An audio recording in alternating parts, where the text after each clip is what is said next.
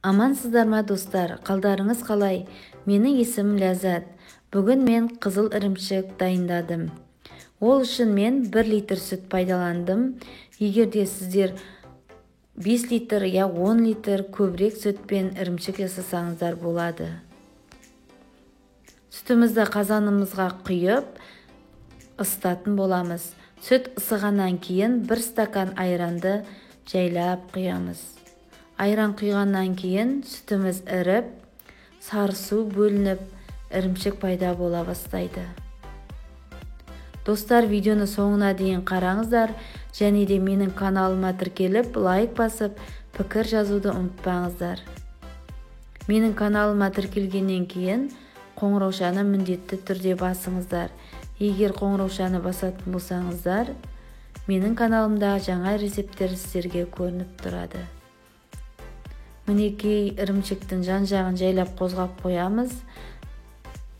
Жан-жағына болмаса астына қатып қалмас үшін. Ірімшіктің қайнауына 4-5 сағаттай уақыт кетеді. Әр қайнаған сайын біздің ірімшігіміз түсі өзгеріп, әдемі түске ене бастады. Ірімшіктің құрамы өте пайдалы, өте витаминдерге толы болып келеді. Сондықтан да үйде осылай оңай дайындасаңыздар болады. Мінекей достар, біздің ірімшігіміз пайда бола бастады. Өте дәмді, түсі әдемі. 1 сағаттай ғана уақыт қалды өзі дайын болуына. Қазір біз қант саламыз. Қант салған соң 40 минуттай қайнатамыз.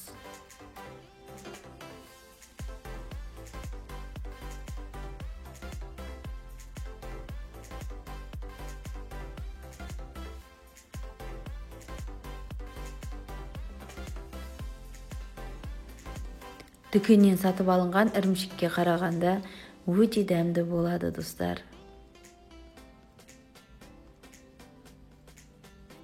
Мінекей достар, біздің ірімшігіміз дайын болды. Енді оны ыдысымызға салып жеу беруге болады.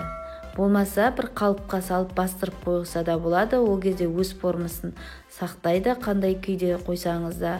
Ал қазір мен дәл осы күйінше жей бастадым. Шайға өте дәмді болып келеді. Ас болсын достар.